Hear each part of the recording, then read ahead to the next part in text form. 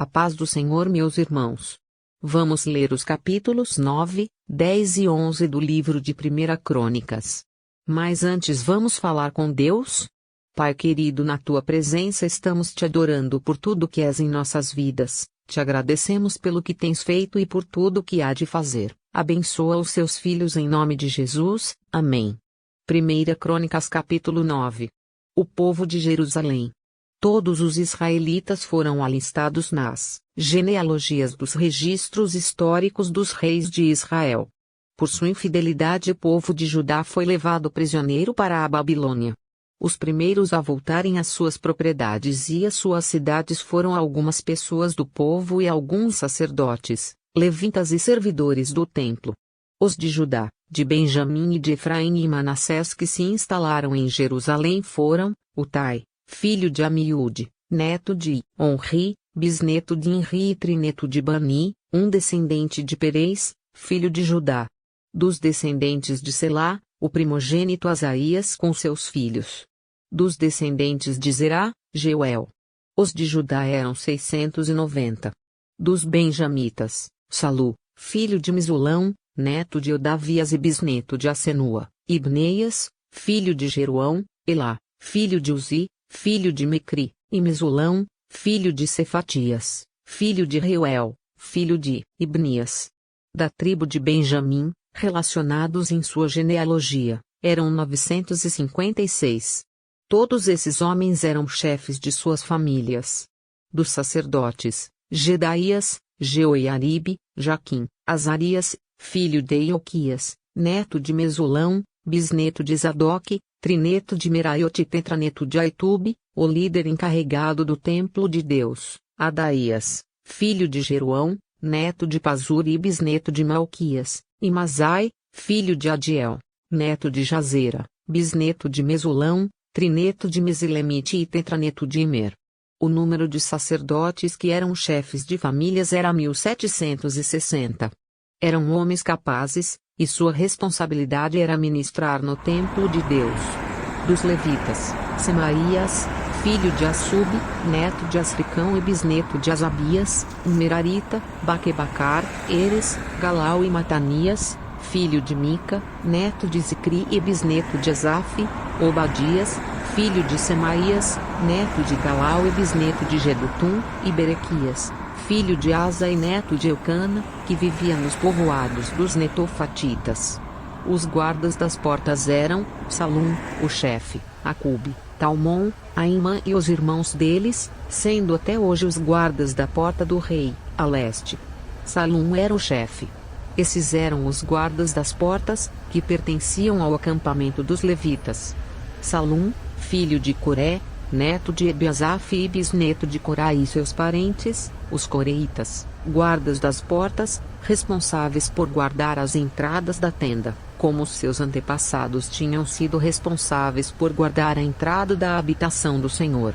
Naquela época, Fineias, filho de Eleazar, estivera encarregado dos guardas das portas, e o Senhor estava com ele. Zacarias, filho de Miselemias, era o guarda das portas da entrada da tenda do encontro. A soma total dos escolhidos para serem guardas das portas, registrados nas genealogias dos seus povoados, era de 212. Eles haviam sido designados para esses postos de confiança por Davi pelo vidente Samuel. Eles e os seus descendentes foram encarregados de vigiar as portas do templo do Senhor, o templo chamado Tenda. Os guardas vigiavam as portas nos 4 lados, norte, sul, leste e oeste. Seus parentes, residentes em seus povoados, tinham que vir de tempos em tempos e trabalhar com eles por períodos de 7 dias. Mas os 4 principais guardas das portas, que eram levitas, receberam a responsabilidade de tomar conta das salas e da tesouraria do templo de Deus. Eles passavam a noite perto do templo de Deus, pois tinham o dever de vigiá-lo e de abrir as portas todas as manhãs. Alguns levitas estavam encarregados dos utensílios utilizados no culto no templo, eles os contavam quando eram retirados e quando eram devolvidos. Outros eram responsáveis pelos móveis e por todos os demais utensílios do santuário, bem como pela farinha, pelo vinho, pelo óleo, pelo incenso e pelas especiarias. E ainda outros cuidavam da manipulação das especiarias. Um levita chamado Matitias, filho mais velho do coreíta Salum, tinha a responsabilidade de assar os pães para as ofertas. E entre os coatitas, seus irmãos, alguns estavam encarregados de preparar os pães que eram postos sobre a mesa todo sábado. Os cantores, chefes de famílias levitas, permaneciam nas salas do templo e estavam isentos de outros deveres, pois dia e noite se dedicavam à sua própria tarefa. Todos esses eram chefes de famílias levitas, alistados como líderes em suas genealogias, e moravam em Jerusalém. A genealogia de Saul. Jeiel, pai de Gibeon, morava em Gibeon. O nome de sua mulher era Maaca, e o de seu filho mais velho, Abdon. Depois nasceram Zur, Quis, Baal, Ner, Nadab, Gedor, Aiô, Zacarias e Miclote. Miclote gerou Simeia. Eles também moravam perto de seus parentes em Jerusalém. Ner gerou Quis, Quis gerou Saul, Saul gerou Jonatas, Malquizua, Abinadab e Esbaal. Este foi o filho de Jonatas, Merib e Baal, que gerou Mica. Estes foram os filhos de Mica, Pitom, Meleque, Tareia e Acás. Acás gerou Jadá, Jadá gerou Alemete, Asmavete e Zinri gerou Moza. Moza gerou Bineá, cujo filho foi Refaías. O filho deste foi Eleasa, pai de Azel. Azel teve 6 filhos, e os nomes deles foram Asricão, Bocru, Ismael, Searias, Obadias e Anã. Esses foram os filhos de Azel. 2 Crônicas capítulo 10. Saul suicida-se. E aconteceu que, em combate com os filisteus, os israelitas foram postos em fuga, e muitos caíram mortos no monte Gilboa. Os filisteus perseguiram Saul e seus filhos e mataram Jonatas, Abinadab e Malquizua, filhos de Saul. O combate foi ficando cada vez mais violento em torno de Saul, até que os flecheiros o alcançaram e feriram gravemente. Então Saul ordenou ao seu escudeiro: tire sua espada e mate-me, senão sofrerei a vergonha de cair nas mãos desses incircuncisos. Mas o seu escudeiro estava apavorado e não quis fazê-lo. Saul, então, apanhou a própria espada e jogou-se sobre ela. Quando o escudeiro viu que Saul estava morto, jogou-se também sobre sua espada e morreu. Dessa maneira Saul e seus 3 filhos morreram e, assim, toda a descendência real. Quando os israelitas que habitavam no vale viram que o exército tinha fugido e que Saul e seus filhos estavam mortos, fugiram, abandonando suas cidades. Depois os filisteus foram ocupá-las. No dia seguinte, quando os filisteus foram saquear os mortos, encontraram Saul e seus filhos caídos no monte Gilboa. Cortaram a cabeça de Saul, pegaram suas armas e enviaram mensageiros por toda a terra dos filisteus proclamando a notícia entre os seus ídolos e o seu povo. Expuseram suas armas num dos templos dos seus deuses e penduraram sua cabeça no templo de Dagom. Quando os habitantes de Jabes-Gileade ficaram sabendo o que os filisteus haviam feito com Saul, os mais corajosos dentre eles foram e apanharam os corpos de Saul e de seus filhos e os levaram a Jabes. Lá sepultaram seus ossos sob a grande árvore e jejuaram por 7 dias. Saul morreu dessa forma porque foi infiel ao Senhor, não foi obediente à palavra do Senhor e chegou a consultar uma médium em busca de orientação, em vez de consultar o Senhor. Por isso o Senhor o entregou à morte e deu o reino a Davi, filho de Jessé. 2 Crônicas capítulo 11. Davi é feito rei sobre Israel. Todo Israel reuniu-se com Davi em Hebrom e disse: somos sangue do teu sangue.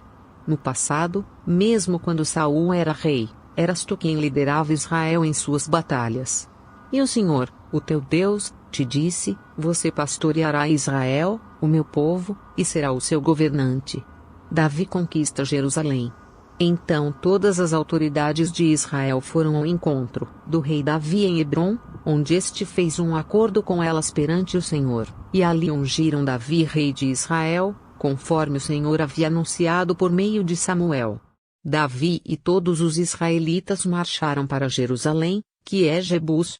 Os jebuseus, habitantes da cidade, disseram a Davi: você não entrará aqui. No entanto, Davi conquistou a fortaleza de Sião, a cidade de Davi. Naquele dia Davi disse: o primeiro que atacar os jebuseus se tornará o comandante do exército. Joabe, filho de Zeruia, foi o primeiro e por isso recebeu o comando do exército. Davi passou a morar na fortaleza e por isso ela foi chamada Cidade de Davi. Ele reconstruiu a cidade ao redor da fortaleza, desde o Nilo até os muros ao redor, e Joabe restaurou o restante da cidade. E Davi ia se tornando cada vez mais poderoso, pois o Senhor dos Exércitos estava com ele. Os homens poderosos de Davi. Estes foram os chefes dos principais guerreiros de Davi que, junto com todo Israel, deram um grande apoio para estender o seu reinado a todo o país, conforme o Senhor havia prometido. Esta é a lista deles: Jazobeão, um Acmonita, chefe dos oficiais, foi ele que, empunhando sua lança, matou 300 homens numa mesma batalha. Depois, Eleazar, filho de Dodô, de Aui, um dos 3 principais guerreiros. Ele estava com Davi na plantação de cevada de Pas-damim, onde os filisteus se reuniram para a guerra. As tropas israelitas fugiram dos filisteus, mas eles mantiveram sua posição no meio da plantação. Eles a defenderam e feriram os filisteus, e o Senhor lhes deu uma grande vitória. Quando um grupo de filisteus estava acampado no vale de Refaim, 3 chefes do batalhão dos 30 foram encontrar Davi na rocha que há perto da caverna de Adulão. Estando Davi nessa fortaleza e o destacamento filisteu em Belém, Davi expressou seu desejo: quem me dera me trouxessem água da cisterna que fica junto à porta de Belém. Então aqueles 3 infiltraram-se no acampamento filisteu, tiraram água daquela cisterna e trouxeram-na a Davi. Mas ele se recusou a bebê-la, em vez disso, derramou-a como uma oferta ao Senhor. Longe de mim fazer isso, ó meu Deus, disse Davi. Esta água representa o sangue desses homens que arriscaram a própria vida. Eles arriscaram a vida para trazê-la. E não quis bebê-la. Foram essas as proezas dos 3 principais guerreiros. Abisai, o irmão de Joabe, era o chefe do batalhão dos 30. Com uma lança enfrentou 300 homens e matou-os, tornando-se famoso como os 3. Foi honrado 2 vezes mais do que o batalhão dos 30 e tornou-se chefe deles, mas nunca igualou-se aos 3 principais guerreiros. Benaia, filho de Joiada, era um corajoso soldado de Cabzeel e realizou grandes feitos. Matou 2 dos melhores guerreiros de Moabe, num dia de neve, desceu ao fundo de uma cova, e matou um leão. Também matou um egípcio de 2 metros e 25 centímetros de altura. Embora o egípcio tivesse na mão uma lança parecida com uma lançadeira de tecelão, Benaia o enfrentou com um cajado. Arrancou a lança da mão do egípcio e com ela o matou.